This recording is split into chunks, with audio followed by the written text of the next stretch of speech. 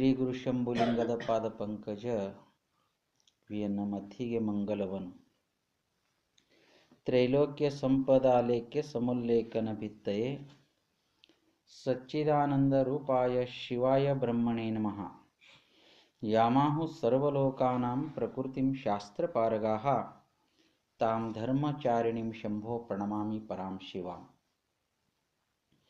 ಜಗದ್ಗುರು ಸಿದ್ಧಾರೂಢ ಮಹಾಸ್ವಾಮಿಗಳವರ ದಿವ್ಯ ಚರಣಗಳು ಅರುಣ್ ಮಂದಿರದಲ್ಲಿ ಧ್ಯಾನಿಸಿಕೊಂಡು ಸರ್ವರಿಗೂ ನಮಸ್ಕಾರಗಳು. ಪ್ರಾತಃ ಕಾಲದ ಈ ಸುಂದರವಾದ ಒಂದು ಸಮಯದಲ್ಲಿ ನಾವು ಅಧ್ಯಾತ್ಮ ತತ್ವದ ಚಿಂತನೆಯನ್ನು ಮಾಡಕ್ಕೆ ಹೊರಟಿದ್ದೇವೆ.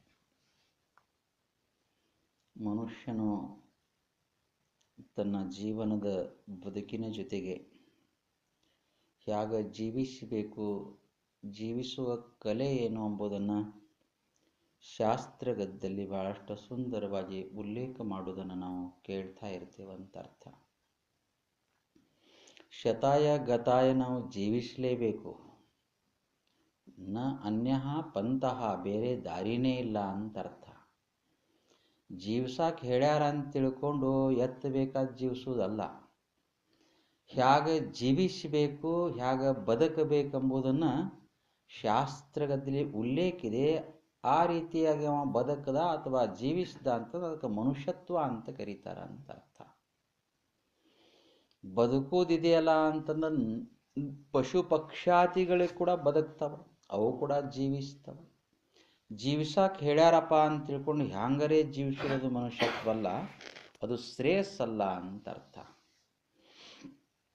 ಜೀವನದ ಜೊತೆಗೆ ಬದುಕಿನ ಜೊತೆಗೆ ಆ ಬದುಕು, ಆ ಜೀವನ ನಮ್ಮದು ಯೋಗವಾಗಿ ಪರಿಗಣಿಸಬೇಕಾಗ್ತದೆ.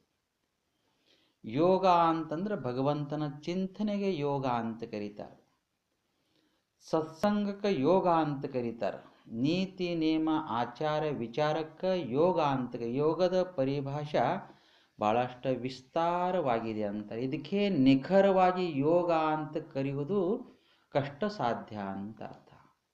ಈಗ ನಾವು ಇಲ್ಲಿ ಕುಂತು ಕೇಳ್ತಾ ಇದ್ದೇವೆ, ಇದೊಂದು ಯೋಗ ಅಂತ ಅರ್ಥ. ಮದ್ವೆ ವಿಚಾರ, ಹಣದ ವಿಚಾರ, ಮತ್ತೊಂದು ಮಗದೊಂದು ಜಗಳಿನ ವಿಚಾರ ಮಾಡ್ತೇವ ಅಂತಂದ್ರೆ ಅದು ಭೋಗ ಅಂತ ಅರ್ಥ.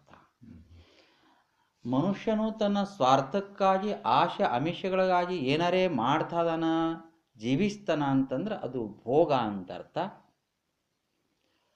ನಾವು ಸತ್ಸಂಗ, ಅಧ್ಯಾತ್ಮ ಚಿಂತನೆ, ಶ್ರೇಯಸ್ಸು ಮಾರ್ಗವನ್ನು ಹಿಡಿದು ನಾವು ನಡೀತೇವೆ ಅಂತಂದ್ರೆ ಅದು ಯೋಗ ಅಂತ ಅರ್ಥ. ಯಾವುದೇ ಇರಲಿ. ಹಾಗೆ ಈಗ ನಾವು ಕುಂತಿದ್ದೇವಂತಂದ್ರೆ ತತ್ವದ ಚಿಂತನೆ ಮಾಡ್ತೇವೆ. ಬಿಡಪ್ಪ ದುಡ್ಡು ಬರಲಿ, ಹಂಗಾರೆ ಏನಾಗಲಿ ಅಥವಾ ಏನಾರ ಮತ್ತೊಂದು ಇಂಥ ಕಲುಷಿತ ವಿಚಾರ ನಮ್ಮಲ್ಲಿ ಇಲ್ಲಿವಾಗ. ಹಾಗಾಗಿ ಇದಕ್ಕೆ ಏನಂತ ಕರೀತಾರ ಅಂತಂದ್ರೆ ಇದಕ್ಕೆ ಯೋಗ ಭೂಮಿ ಅಂತ ಕರೀತಾರೆ. ನಾವು ಇವಾಗ ಯಾವ ಭೂಮಿಯಲ್ಲಿ ಕುಂತಿದ್ದೆವು? ಯೋಗ ಭೂಮಿಯಲ್ಲಿ ಕುಂತಿದ್ದೆವು ಅಂತ ಅರ್ಥ. ಬರೇ ತಿನ್ನೋದು, ಉಣೋದು, ಮತ್ತೊಂದು ಜಗಳ, ಜೂಟಿ, ಮತ್ತೊಂದು ವ್ಯವಹಾರಿತ್ತು ಅಂತಂದ್ರೆ ಅದಕ್ಕೇನಂತಾರೆ? ಅದಕ್ಕೆ ಭೋಗ ಭೂಮಿ ಅಂತ ಕರೀತಾರೆ. ಆ ಭೋಗ ಭೂಮಿಯಿಂದ ಯೋಗ ಭೂಮಿ ಹತ್ತ ಯಾವ ಹೆಜ್ಜಿಡ್ತಾನ ಅದುವೇ ನಿಜವಾದ ಬದುಕು, ಅದುವೇ ನಿಜವಾದ ಜೀವನ ಅಂತ ಅರ್ಥ. ತಮಗೆ ಗುರುತಿದೆ, ನದಿ ಹರಿತಾ ಹರಿತಾ ಹೋಗಿ ಸಮುದ್ರಕ್ಕೆ ಸೇರ್ತು ಅಂತಂದ್ರೆ ಆ ನದಿದು ಏನು ಪ್ರಯೋಜನ ಇಲ್ಲ. ಯಾಕೆ? ಅದು ಉಪ್ಪು ನೀರು ಅಂತ ಅರ್ಥ. ನದಿ ಹರಿತಾ ಹರಿತಾ ಹೋಗಿ ಅದು ಸಮುದ್ರಕ್ಕೆ ಸೇರ್ತು ಅಂತಂದ್ರೆ ನಮಗೇನು ಉಪಯೋಗ ಇಲ್ಲ ಅದರಿಂದ. ಸಮುದ್ರ ಸೇರುವುಕ್ಕಿಂತ ಪೂರ್ವದಲ್ಲಿ ಅದಕ್ಕೆ ಅಣೆಕಟ್ಟನ್ನು ಕಟ್ಟಿ ಒಡ್ಡನ್ನು ಹಾಕಿ ಆ ಕಾವಲೆಯ ಮುಖಾಂತರವಾಗಿ ನಾವು ಬೆಳೆಯನ್ನು ಬೆಳೆದು ಊಟ ಮಾಡಿದೆವು ಅಂತಂದ್ರೆ ಆ ನದಿದು ಶ್ರೇಯಸ್ಕರಿದೆ ಅಂತ ಅರ್ಥ. ಹೇಗೋ ಹಾಗೆ ನಮ್ಮ ಜೀವನ ಎಂಬುವ ನದಿ ಹರಿತಾ ಹರಿತಾ ಹೋಗಿ ಮರಣಾನ್ಮುಖಿ ಆಯಿತು ಅಂತಂದ್ರೆ ಯಾವ ನದಿ? ನಮ್ಮ ಜೀವನೆಂಬ ನದಿ ಹರಿದು ಹರಿದು ಹರಿದು ಸಂಸಾರ ಎಂಬ ಸಾಗರಕ್ಕೆ ಸೇರ್ತು ಅಂತಂದ್ರೆ, ಸಂಸಾರಕ್ಕೆ ಏನಂತ ಕರೆದಾರ ಅವರು? ಸಾಗರ ಅಂತ ಕರೆದಾರ. ಈ ಮತ್ತು ಹಂಗಂತ ತಿಳ್ಕೊಂಡು ಬಿಡ್ಬೇಕೇನ್ರಿ? ಬಿಡಂಗಿಲ್ಲ. ಸಂಸಾರ ಸಾಗರಕ್ಕೆ ಸೇರೋಕ್ಕಿಂತ ಪೂರ್ವದಲ್ಲಿ, ಅಂದ್ರೆ ಮದುವೆ ಆಗೋಕ್ಕಿಂತ ಪೂರ್ವದಲ್ಲಿ ಅಂತ ಹಂಗರ್ತಲ್ಲ. ಸಂಸಾರ ಸಾಗರಕ್ಕೆ ಸೇರುವುದಕ್ಕಿಂತ ಪೂರ್ವದಲ್ಲಿ ವೈರಾಗ್ಯ ಎಂಬುವ ಆಣೆಕಟ್ಟನ್ನು, ವಿವೇಕ ಎಂಬುವ ಕವಲೆಗಳನ್ನು, ಹೀಗೆ ನಾನಾ ರೀತಿಯ ಜ್ಞಾನ ಎಂಬ ತಡೆಗಳನ್ನು ಹಾಕಿ, ಸತ್ಸಂಗ ಎಂಬ ತಡೆಗಳನ್ನು ಹಾಕಿ ಈ ಜೀವನವನ್ನು ಸುಗಂಧಮಯವಾಗಿ ಮಾಡುವ ಒಂದು ನೇಮ ಮನುಷ್ಯನ ಕೈಯಾಗಿದೆ ಅಂತ ಅರ್ಥ. ಒಂದು ಕರ್ತವ್ಯ ನಮ್ಮ ಕೈಯಾಗಿದೆ ಅಂತ ಅರ್ಥ. ಅದಕ್ಕಾಗಿ ಜೀವನನ ಹ್ಯಾಂಗೆ ಜೀವಿಸ್ಬೇಕೆಂಬುದಕ್ಕೆ ಶಾಸ್ತ್ರಗದ್ದಲ್ಲಿ ಅದಕ್ಕೆ ಕರ್ಮ ಅಂತ ಕರೀತಾರೆ. ಮಾಡುವ ಕೆಲಸಕ್ಕೆ ಏನಂತ ಕರೀತಾರೆ? ಕರ್ಮ ಅಂತ ಕರೀತಾರೆ. ಈ ಕರ್ಮವನ್ನ, ಈ ಕೆಲಸವನ್ನ ಹೇಗೆ ಮಾಡುವುದಕ್ಕೆ ಜೀವನ ಅಂತ ಕರೀತಾರ ಅಂತ ಅರ್ಥ. ಜೀವಿಸು, ಬದುಕು, ಬದುಕಾಕ ಬೇಡ ಅನ್ನಂಗಿಲ್ಲ, ಪಶುತುಲ್ಯ ಜೀವನ ಆಗಬಾರ್ದು ಅಂತ ಅರ್ಥ. ಮತ್ತೆ ಏನಾಗಬೇಕು? ಅದಕ್ಕೆ ಬಹಳ ಸುಂದರವಾದ ಗೀತೆಯಲ್ಲಿ ಭಗವಂತ ಹೇಳ್ಕೊಂಡು ಬಂದಿದ್ದಾನೆ. ಜಾಯಸಿ ಚೇತ್ ಕರ್ಮಣಸ್ಥೆ ನತಾ ಬುದ್ಧಿರ್ ಜನಾರ್ದನ. ಹೇ ಅರ್ಜುನ, ನೀನು ಕರ್ಮ ಮಾಡುವುದೇ ಇದ್ರೆ ಅದು ಯೋಗದ ಸಲುವಾಗಿ ಕರ್ಮ ಮಾಡು. ನಾ ಬದುಕಬೇಕು ಅಥವಾ ನಾನು ಜೀವಿಸಬೇಕು, ನಮ್ಮವ್ರನ್ನ ಜೀವಿಸಬೇಕು, ನಮ್ಮವ್ರನ್ನ ಸಾಕಬೇಕು ಅಂತ ಆ ಉದ್ದೇಶ ಬೇಡ. ನೀನು ಕರ್ಮ ಅಂದ್ರೆ ಕೆಲಸ ಅಂತ ಅರ್ಥ. ಕೆಲಸ ಮಾಡುವುದೇ ಇದ್ರೆ ಅದು ಯೋಗದ ಸಲುವಾಗಿ ಮಾಡು. ನಾನು ಹೆಂಡತಿ ಸಲುವಾಗಿ ಮಾಡಿದೆ, ಮಕ್ಕಳ ಸಲುವಾಗಿ ಮಾಡಿದೆ, ಸಂಬಂಧಿಗಳ ಸಲುವಾಗಿ ಮಾಡಿದೆ, ಅವ್ರ ಸಲುವಾಗಿ ಮಾಡಿದೆ, ಹೀಗೆಲ್ಲ ಆಯ್ತಪ್ಪ ಅಂದ್ರೆ ಆ ಕರ್ಮ ಭೋಗ ಆಗ್ತದೆ. ಯೋಗಸ್ಥ ಕುರು ಕರ್ಮಾಣಂ ಸಂಗಂ ತ್ಯಕ್ತ್ವಾ ಧನಂಜಯ. ಅರ್ಜುನ, ಕರ್ಮ ಮಾಡುವುದೇ ಇದ್ರೆ ಅದು ಯೋಗದ ಸಲುವಾಗಿ ಮಾಡು. ನಾನು ಜೀವಿಸ್ಬೇಕಂತ ತಿಳ್ಕೊಂಡು ಕರ್ಮ ಮಾಡುವುದಲ್ಲ. ನೀನು ಕರ್ಮ ಮಾಡಾರೆ ಮಾಡು, ಬಿಟ್ಟರೆ ಬಿಡು, ಅದು ನಿನ್ನ ಕರ್ಮ, ಪ್ರಾರಬ್ಧ ಕರ್ಮ ನೀನು ಜೀವಿಸ್ತಿ.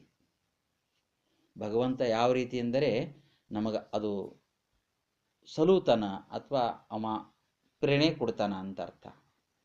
ಈ ನಿಟ್ಟಿನಲ್ಲಿ ಅವ ವಿಚಾರ ಮಾಡ್ತಾನ, ಅವನಿಗೆ ಕರ್ಮಯೋಗಿ ಅಂತ ಕರೀತಾರ ಅಂತ ಅರ್ಥ. ನನ್ನ ಸ್ವಾರ್ಥಕ್ಕೋಸ್ಕರವಾಗಿ, ಸಂಬಂಧಿಗಳಿಗೋಸ್ಕರವಾಗಿಯೇ ದುಡಿದವ ಯಾವ ಶರೀರ ಬಿಡ್ತಾನ ಅವ ಕರ್ಮ ಭೋಗಿ ಅಂತ ಅರ್ಥ. ಕರ್ಮ ಭೋಗಿ ಆಗ್ಬೇಡ, ಕರ್ಮ ಯೋಗಿ ಆಗು. ತಸ್ಮಾತ್ ಯೋಗಿ ಭವ ಅರ್ಜುನ ಅಂತ ಭಗವಂತ ಹೇಳ್ತಾನೆ. ನ ಕಶ್ಚಿತ್ ಕ್ಷಣಮಪಿ ಜಾತು ತಿಷ್ಠತ್ಯ ಕರ್ಮಕೃತ್. ಕರ್ಮ ಅಂದ್ರೆ ಕೆಲಸವನ್ನ ಮಾಡು. ಹ್ಯಾಂಗ್ ಮಾಡು ಅಂದ್ರೆ ಒಂದು ಕ್ಷಣಾನು ಪುರ್ಸತ್ತಿಲ್ದಂಗೆ ಮಾಡು. ಒಂದು ಕ್ಷಣಾನು ನೀನು ಕುಂಡಬೇಡ. ಅದಕ್ಕೆ ಶರಣರ ಶಬ್ದದಲ್ಲಿ ಕಾಯಕ ಅಂತ ಕರೀತಾರೆ. ಎಂಥ ಕಾಯಕ ಮಾಡಬೇಕು, ಎಂಥ ಕೆಲಸ ಮಾಡಬೇಕು? ನಾನು ಜೀವಿಸೋ ಸಲುವಾಗಲ್ಲ, ಅಥವಾ ನಮ್ಮವ್ರನ್ನ ಬದುಕಿಸೋ ಸಲುವಾಗಲ್ಲ, ನಾನು ಮಾಡುತ್ತಿರುವುದು ಭಗವಂತನ ಸಲುವಾಗಿ ಅಂತ ನಮಗೆ ಭಾವನೆ ಇರಬೇಕು. ಅರ್ಥ ಆಗ್ತದ? ಈಗ ಇಲ್ಲಿ ಕಸ ಹೊಡಿತೀನಪ್ಪ ಅಂದ್ರೆ ನನ್ನ ಮನೆ ಕಸ ಇದೆ, ನಾ ಮನೆ ಕಸ ಹೊಡಿತೀನಿ. ಮನೆ ಅಲ್ಲ, ನನ್ನ ಮನೆ ಅಲ್ಲ ಇದು. ಇದು ಯಾರ ಮನೆ? ಇದು ದೇವರ ಮನೆ. ಇದು ಯಾರ್ದ ಮನೆ? ಹೇ ಸದ್ಗುರುನಾಥ, ಇದು ನಿನ್ನ ಮನೆ. ನಂದಂಬುದು ಇದ್ರಾಗೆ ಇಂಥ ಉತ್ಕೃಷ್ಟವಾದ ನಿನ್ನಲ್ಲಿ ವಿನಯತೆ ಭಾವ ಇತ್ತು ಅಂದ್ರೆ ಭಗವಂತ ಸಾವಿರಾರು ಕೈಗಳಿಂದ ನನಗೆ ಭೋಗ ಭಾಗ್ಯ ಸಿರಿ ಸಂಪತ್ತನ್ನು ಕರುಣಿಸ್ತಾನಂತ ಅರ್ಥ. ನಾನೇ ಮಾಡೀನಿ, ನನ್ನಿಂದೇ ಆಗಿದೆ, ಇದು ನನಗೇ ಬೇಕು ಅಂತ ಹೇಗೆ ಭಾವನೆ ಇತ್ತು ಅಂತಂದ್ರೆ ಅದು ಕರ್ಮ ಭೋಗ ಆಗ್ತದೆ. ಕರ್ಮ ಭೋಗ ಏನು ಮಾಡ್ತದಂದ್ರೆ ಫಲ ಕೊಡ್ತದ. ಫಲ ಏನು ಮಾಡ್ತದಪ್ಪ ಅಂದ್ರೆ ವಾಸನ ಕೊಡ್ತದ. ವಾಸನ ಏನು ಮಾಡ್ತದಂದ್ರೆ ಜನ್ಮ ಕೊಡ್ತದ. ಜನ್ಮ ಏನು ಮಾಡ್ತದಂದ್ರೆ ಮರಣ ಕೊಡ್ತದ. ಒಂದೇ ಒಂದು ಕರ್ಮ ನಾನು ಮಾಡಿದ್ದೇನೆ, ನನಗೆ ಬೇಕು ಅಂತ ಭಾವನೆ ನನಗಿತ್ತು ಅಂದ್ರೆ. ಮತ್ತೊಂದು ಸಲ ಕೇಳಿ. ಕರ್ಮದ ಫಲ, ಫಲದಿಂದ ಭೋಗ, ಭೋಗದ ವಾಸನೆ, ವಾಸನೆಯಿಂದ ಜನ್ಮ, ಜನ್ಮದಿಂದ ಮರಣ. ಅರ್ಥ ಆಯ್ತಾ? ಇನ್ನೊಂದು ಸಲ ಕೇಳಿ. ಕರ್ಮ, ಕರ್ಮದ ಫಲ, ಫಲದಿಂದ ಭೋಗ, ಭೋಗದಿಂದ ವಾಸನೆ, ಭೋಗದಿಂದ ವಾಸನೆ ಹೆಂಗಂತ ಕೇಳಿ. ಈಗ ಏನೋ ಒಂದು ಭೋಗಿಸಿನಿ, ಅದ್ರ ವಾಸನೆ ಇನ್ನೂ ಭೋಗಿಸ್ಬೇಕಂತ. ಉದಾಹರಣೆಗೆ ಈಗ ನನಗೆ ಚಾ ಅಥವಾ ಕಾಫಿ ಕೊಡುವ ಹವ್ಯಾಸ ಇದೆ, ಅಭ್ಯಾಸ ಇದೆ, ಮುಗೀತು ಅನ್ನಂಗಿಲ್ಲ, ಮುಂದೆ ಇನ್ನೂ ಕುಡಿಬೇಕಂತ. ಇವತ್ತಲ್ಲ ಮತ್ತು ನಾಳೆ ಮತ್ತು ನಾನು ಹಿಂಗೆ ಹೋಗೋದಪ್ಪ ಇರೋ ತಕ ಇದು. ಹಾಗೆ ಯಾವುದಕ್ಕೂ ನೀ ಅಂಟ್ಕೋಬೇಡ ಅಂತ ಅರ್ಥ. ಮಾಡುತ್ತಿರಬೇಕು, ಮಾಡದಂತಿರಬೇಕು, ಮಾಡುವ ಮಾಟದೊಳಗೆ ತಾನದಿಲ್ಲಿರಬೇಕು. ನೀ ಯಾವುದಕ್ಕೂ ಅಂಟ್ಕೋಬೇಡ. ಇವತ್ತಿತ್ತಪ್ಪ ಎತ್ತು, ಸರಿ ಅಲ್ಲ, ಇಲ್ಲ ಅಂದ್ರೆ ಇಲ್ಲ. ಇದು ಕರ್ಮದ ಫಲ ವಾಸನಾ ತಯಾರಾಯಿತು ಅಂದ್ರೆ ಅದು ಬಿಟ್ಟಿರಾಕಾಗ್ತಾ ಇಲ್ಲ, ಆಗುವುದಿಲ್ಲ ಮನುಷ್ಯನಿಗೆ. ಅದಕ್ಕೇನಂತಾರ, ಅಭ್ಯಾಸ ಅಂತಾರೆ, ಹವ್ಯಾಸ ಅಂತಾರೆ. ಇಲ್ಲಂದ್ರೆ ಇತ್ತಂದ್ರೆ ತೊಳನೆ, ಇಲ್ಲಂದ್ರೆ ಇಲ್ಲಪ್ಪ, ಹಂಗಿರ್ಬೇಕು. ಆ ರೀತಿಯಾಗಿ ನೀ ಹವ್ಯಾಸ ಬಳಸ್ಕೊಂಡೆ ಅಂದ್ರೆ ಆ ವಾಸನೆ ಏನಾಗಲ್ಲ ಅಂದ್ರೆ ಮುಂದೆ ಅಂಕುರ್ ಹಿಡಿಯಂಗಿಲ್ಲ. ಇದಕ್ಕೆ ವಾಸನೆ ಏನಂತ ಆಗ್ತದಂದ್ರೆ ಅದು ಜನ್ಮಕ್ಕೆ ಕಾರಣೀಭೂತ ಆಗ್ತದೆ. ಭೋಗ ವಾಸನಾ, ಭೋಗ ಏನು ಮಾಡ್ತದೆ, ವಾಸನಾ ತಯಾರು ಮಾಡ್ತದೆ. ಅದಕ್ಕೆ ಅಂತಾರೆ ನೋಡ್ರಿ, ಸತ್ ಬಳಕ ಎಡೆ ಹಾಕೋದು 3 ದಿವ್ಸಕ್ಕೆ ಅವನಿಗೆ ಏನೇನು ಬಯಕೆ ಇರ್ತಾರದೆಲ್ಲ ಹಾಕಂತಾರೆ ಅನ್ನಲ್ಲ. ಯಾಕೆ ಇವರಿಗೆ ಗುರುತು, ಅವ ಅದು ಬಿಟ್ಟಿರ್ತಾ ಇರಲಿಲ್ಲ ಅಂತ. ಇಲ್ಲಿವರೆಗೆ ನಾನು ನೋಡಿದ್ದೀನಿ, ಕೇಳಿದ್ದೀನಿ, ಅವನಿಗೆ ಬಿಡಿ ಸಿಗರೇಟ್ನು ಸಮಾಧಿ ಮೇಲೆ ಇಟ್ಟಾರ. ಅವ ಏನ, ಇದು ಏನಪ್ಪ ಅಂದ್ರೆ ಭೋಗದ ವಾಸನೆ. ಏನಿದು? ಅಂಥದಕ್ಕೆ ಅವನು ನಮ್ಮ ಸತ್ತ ಬಳಿಕ ಅವನಿಗೆ ಏನೇನು ಆಸೆ ಇರಲಿಲ್ಲರಿ ಅನ್ಬೇಕು, ಆದರೂ ಇಡ್ತಾರೆ ಮತ್ತಿವರು. ಮುಂತಾದ ಕಥೆ. ಏನೇನು ಆಶೆ ನಮಗೆ ಅಂದ್ರೆ ಅವ್ರು ಹೇಳ್ಯಾರ, ಆಶಾಯಾಮ್ ಪರಂ ದುಃಖಂ, ನಿರಾಶಾಯಾಮ್ ಪರಂ ಸುಖಂ. ನನಗೆ ಯಾವ ಆಸೆ ಏನೋ ಮಾಡಬೇಕಪ್ಪ. ಯಾರ ಸಲುವಾಗಿ? ಭಗವಂತನ ಸಲುವಾಗಿ ನಾ ಮಾಡ್ತಾ ಇದ್ದೀನಿ. ಇದು ಸದ್ಭಕ್ತರ ಸಲುವಾಗಿ ಮಾಡ್ತಾ ಇದ್ದೀನಿ, ಇದು ಸತ್ಸಂಗಿಗಳ ಸಲುವಾಗಿ ಮಾಡ್ತಾ ಇದ್ದೀನಿ, ಇದು ಸದ್ಗುರುನಾಥನ ಸಲುವಾಗಿ ನಾ ಮಾಡ್ತಾ. ಇಂಥ ಭಾವನೆ ನನಗಿತ್ತು ಅಂದ್ರೆ ಅದು ಏನಾಗ್ತದೆ, ಹುರಿದ ಬೀಜ ಆಗ್ತದೆ. ಹುರಿದ ಬೀಜ ನೆನೆ ಹಾಕಿದ್ರೆ ಅದು ಉಬ್ಬಂಗಿಲ್ಲ, ಮತ್ತೇನಾಗಿಲ್ಲ, ಮೊಳಕೆ ಬರಂಗಿಲ್ಲ, ಮತ್ತೇನಾಗಿಲ್ಲ, ಮತ್ತೊಂದು ಮಗದೊಂದು ಇನ್ನೊಂದು ಏನೂ ಆಗಂಗಿಲ್ಲ ಅದು. ಹಾಗೆ ನಮ್ಮ ಆ ಭೋಗವನ್ನು ಯೋಗ ಆಯಿತು ಅಂತಂದ್ರೆ ಅದು ಆ ಭೋಗವೇ. ಅವ್ರು ಹೇಳ್ಯಾರ, ನೀವು ಊಟ ಮಾಡೋದು ಬಿಡಬೇಡ, ಹೆಂಡತಿ ಮಕ್ಕಳ ಸಲುವಾಗಿ ದುಡಿಯೋದು ಬಿಡಬೇಡ, ಆದ್ರೆ ಭಾವ ಏನಿರಬೇಕು ಅಂದ್ರೆ ಇದು ಹೆಂಡತಿ ಮಕ್ಕಳ ಸಲುವಾಗಿ ಅಲ್ಲ, ಇದು ಭಗವಂತನ ಸಲುವಾಗಿ ಅಂತ ಭಾವ ಬೇಕು. ಏನೂ ಮಾಡಬೇಕಾಗಿಲ್ಲ. ಕಿಸ್ಮೆ ಫರಕ್ ಆಯಿತು, ಭಾವನಾ ಫರಕ್ ಆಯ್ತು. ಯಾವುದಲ್ಲಿ ವ್ಯತ್ಯಾಸ ಇದೆ ಅಂದರೆ ನಮ್ಮ ಭಾವನೆಯಲ್ಲಿ ವ್ಯತ್ಯಾಸ ಇದೆ. ಯದ ಭಾವಂ ತದ ಭವತಿ. ನೀ ಹ್ಯಾಂಗ ಭಾವನೆ ಮಾಡ್ಕೋತಿ ಹಂಗೆ ನಿನಗೆ ಅದರ ಶ್ರೇಯಸ್ಸನ್ನು ಸಿಗಾಕ ಸಾಧ್ಯ ಇದೆ.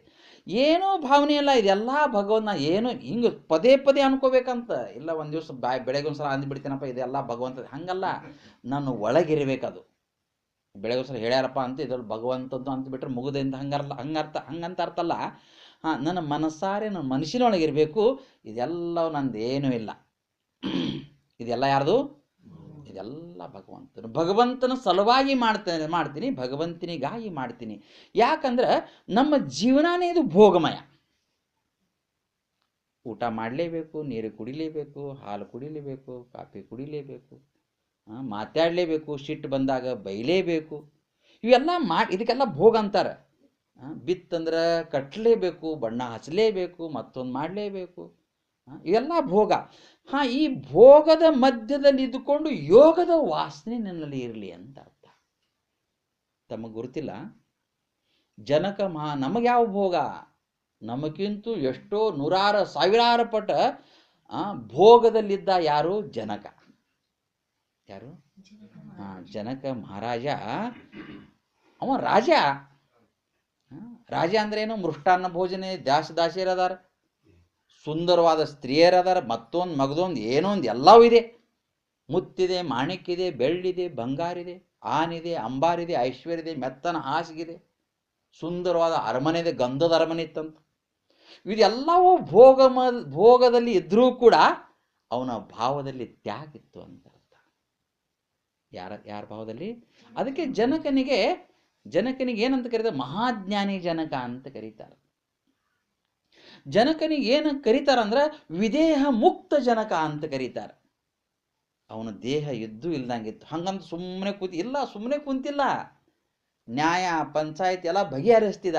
ಬಂದವರಿಗೆ ಬಾ ಅಂತಿದ, ಹೋಗೋರಿಗೆ ಹೋಗಿ, ಎಲ್ಲವೂ ಕಾರ್ಯಕಲಾಪ ಮಾಡುತ್ತಿದ್ದರೂ ಕೂಡ ಅದಕ್ಕೆ ಯಾವುದಕ್ಕೂ ಅವ ಅಂಟುಕೊಂಡಿತ್ತಿಲ್ಲ ಅಂತ ಅರ್ಥ.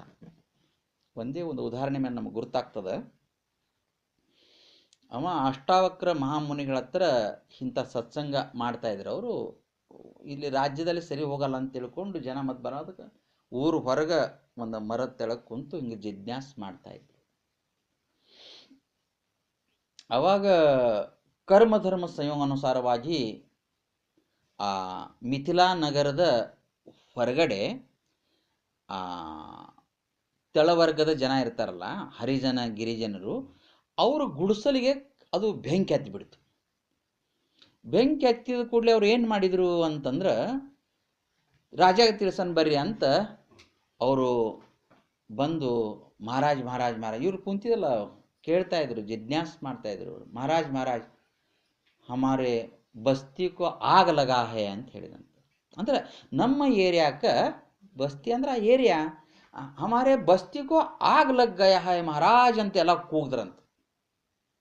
ಅವಾಗ ರಾಜ ಅಯ್ಯೋ ಹೌದಂತ ಹೇಳಿಲ್ಲವ. ಏನು ನಡೆದ? ಪ್ರವಚನ ನಡೆದದ, ಅವ್ರು ಹೇಳ್ತದಾರೆ, ಜಿಜ್ಞಾಸ್ ನಡೆದದ, ವಿಚಾರ ಕೇಳ್ತದಾರೆ. ಇವರೆಲ್ಲ ಹಿಂದೆ ನಿಂತು ಮಹಾರಾಜ್ ಹಮಾರ ಬಸ್ತಿಕ ಆಗ ಲಗಾ ಹೈ, ಸುಟ್ಟು ಬೆಂಕಿ ಹತ್ಯದ, ಬರ್ರಿ ಆರ್ಸಕ್ಕೆ ಏನ್ರಿ ಕಳಿಸ್ರಿ ಮಾಡ್ರಿ ಮುಂತಾದ ಕಥೆ. ಅವಾಗ ಮಹಾರಾಜರಂತಾರ, ಹತ್ತಿದ್ರೆ ಹತ್ತು ಹೋಗ್ರಿ ಅಂತಾರ. ಬೆಂಕಿ ಹತ್ತಿದ್ರೆ ಹತ್ತು ಹೋಗ್ರಿ ಅಂತಾರ. ರಾಜಂದು ಇಷ್ಟೇ ಸಾಕು. ಯಾಕಂದ್ರೆ ರಾಜ ಪ್ರತ್ಯಕ್ಷ ದೇವತಾ. ಯಾಕ್ರಿ ಹಂಗೆ ಮಾತಾಡಂಗಿಲ್ಲ. ರಾಜ ಅಂದ್ರೆ ಸಾಕ್ಷಾತ್ ದೇವ್ರು ಅಂತ ಆಗಿನ ಕಾಲದಾಗ ಭಾವಿತ್ತು. ಇಷ್ಟು ಅಂದ್ರೆ ಸಾಕು. ಅವ್ರು ತೆಳಗೆ ಮುಖ ಹಾಕ್ಕೊಂಡು, ಏನು ರಾಜಪ್ಪ ಏನೇನೋ ಸುಮ್ಮನೆ ಕೇಳ್ಕೋತ ಕುಂತಾನ, ನಮ್ಮ ಬಡವರ ಗುಡಿಸಲೆಲ್ಲ ಸುಟ್ಟು ಹೋಗ್ಯಾವ, ಏನು ಪರಿಹಾರ ಕೊಡ್ತೀನಿ ನಿಮ್ಗೆ, ಮತ್ತೊಂದು ಜಾಗ ಕೊಡ್ತೀನಿ, ಕಟ್ಟಿಸಿ ಕೊಡ್ತೀನಿ, ಏನೂ ಹೇಳಿಲ್ಲ. ಹೋಗ್ರಿ ಅಂತಂದ್ಬಿಟ್ಟಲ್ಲ. ಎಷ್ಟು ಜನ ಬಂದಾರ, ಯಾರ್ಯಾರು ಬಂದ ಏನು ನೋಡಿಲ್ಲ. ಹೋಗ್ರಿ ಅಂತಂದ್ಬಿಟ್ಟ. ಹತ್ತಿದ್ರೆ ಹತ್ತು ಹೋಗ್ರಿ ಅಂತಂದ್ಬಿಟ್ಟ. ಅವರು ಇಷ್ಟೇ ಮಾತು ಸಾಕು. ತೆಳಗೆ ಗೋಣ ಹಾಕಿ ಒಬ್ರಿಗೊಬ್ರು ಮಾತಾಡ್ಕೋತ ಹೊರಟು. ಕಾಲ ಗತಿಸಿ ಹೋದ ಬಳಿಕ ರಾಜ ಮತ್ತೆ ಕುಂತಿದ್ದ. ದಿವಸ ನಡೆದೆ ಸತ್ಸಂಗ. ಆ ಸತ್ಸಂಗ ರಾಜ ಕುಂತಾಗ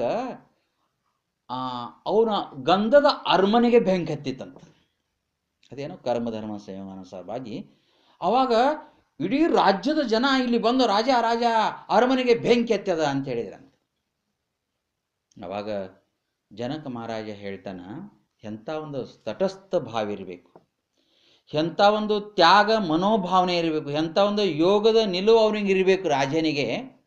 ಅದಕ್ಕೆ ಶ್ರುತಿ ಭಗವತಿನೇ ರಾಜನ ಹೆಸರು ತೊಗೊಂಡದ. ಸೂರ್ಯ ಚಂದ್ರ ಇರುವವರೆಗೂ ಆ ರಾಜನ ಹೆಸರ ಅಜರಾಮರ್. ಯಾಕೆ? ಅಂತ ತ್ಯಾಗದ ಮನೋಭಾವನೆ ಉಳ್ಳ ಮಹಾರಾಜ ಅಂತ ಅರ್ಥ. ಮಿಥಿಲಾಯಾಮ್ ಪ್ರದಕ್ತಾಯ ನಮೇ ಕಿಂಚಿತ್ ಪ್ರದಯ್ಯತೆ. ಅವ ಹೇಳ್ತಾನ, ಅಪ್ಪ ಅರಮನೆ ಅಷ್ಟೇ ಅಲ್ಲ, ಇಡೀ ಮಿಥಿಲಾ ನಗರಕ್ಕೆ ಬೆಂಕಿ ಹತ್ತಿದ್ರು ಕೂಡ, ನೀವೇನು ಹೇಳಿದ್ರಿ ಅರಮನೆಗೆ ಬೆಂಕಿ ಹತ್ತಿ ಹೇಳಿದ್ರಲ್ಲ, ಅರಮನೆ ಅಷ್ಟೇ ಅಲ್ಲ, ಇಡೀ ಮಿಥಿಲಾ ನಗರಕ್ಕೆ ಬೆಂಕಿ ಹತ್ತಿದ್ರು ಕೂಡ ನಮೇ ಕಿಂಚಿತ್ ಪ್ರದಯ್ಯತೆ, ನಂದೇನು ಸುಟ್ಟಿಲ್ಲ ಅಂತ ಹೇಳಿದ. ಯಾವ ದೃಷ್ಟಿಯಿಂದ ಹೇಳ್ತಾನ? ಇದು ಪಾರಮಾರ್ಥಿಕ ದೃಷ್ಟಿಯಲ್ಲಿ ಏನಿದೆ ಅಂತಂದ್ರೆ, ಅದು ಏನೇನು ಆಗಬೇಕಾಗ್ತದೆ ಹಾಗೇ ಆಗ್ತದೆ. ಬಾರದು ಏನು ಹೇಳ್ಯಾರ? ಬಾರದು ಬಪ್ಪದು ತಪ್ಪದು ಅಂತ. ಅದ್ಯಾಕೆ ತಪ್ತದ ಅಂತ ನಾ ಅಳ್ಕೋತ ಕುಂತ್ರೆ, ಹಿಂಗ್ಯಾಕಾಯ್ತು ಅಂತ ನಾ ಮನುಷ್ಯಗೆ ನೋವು ಮಾಡ್ಕೊಂಡ್ರೆ, ನಾನು ಅವನಿಗೆ ಬೈದ್ರೆ ನಿನ್ನಿಂದ ಎಲ್ಲ ಆಯ್ತಪ್ಪ ಅಂತ ಅವನಿಗೆ ಬೈದ್ರೆ, ಅವ ನನಗೆ ಬೈದ್ರೆ ನಾನು ಅವನಿಗೆ ಹೊಡೆದು, ಹಿಂಗೆಲ್ಲ ಏನಾಯ್ತು? ರಂಪಾರಾಡಿ ಆಗೋಯ್ತು. ಮನಸ್ಸು ಕೆಡಿಸ್ಕೊಂಡು ಬೇಜಾರಾಯ್ತು, ಊಟ ಬಿಟ್ಟು ಎಲ್ಲ ಬಿಟ್ಟು, ಹಿಂಗಾಗಿ ಮತ್ತದು ವಾಸನ ಬೆಳೀತು, ಜನ್ಮ ಕೊಡ್ತು. ಏನಿಲ್ಲ, ಇದಕ್ಕೆ ತಟಸ್ಥ ಭಾವ ಅಂತ ಕರೀತಾರೆ, ಇದಕ್ಕೆ ಯೋಗ ಭಾವ ಅಂತ ಕರೀತಾರೆ, ಇದಕ್ಕೆ ತ್ಯಾಗ ಭಾವ ಅಂತ ಕರೀತಾರೆ.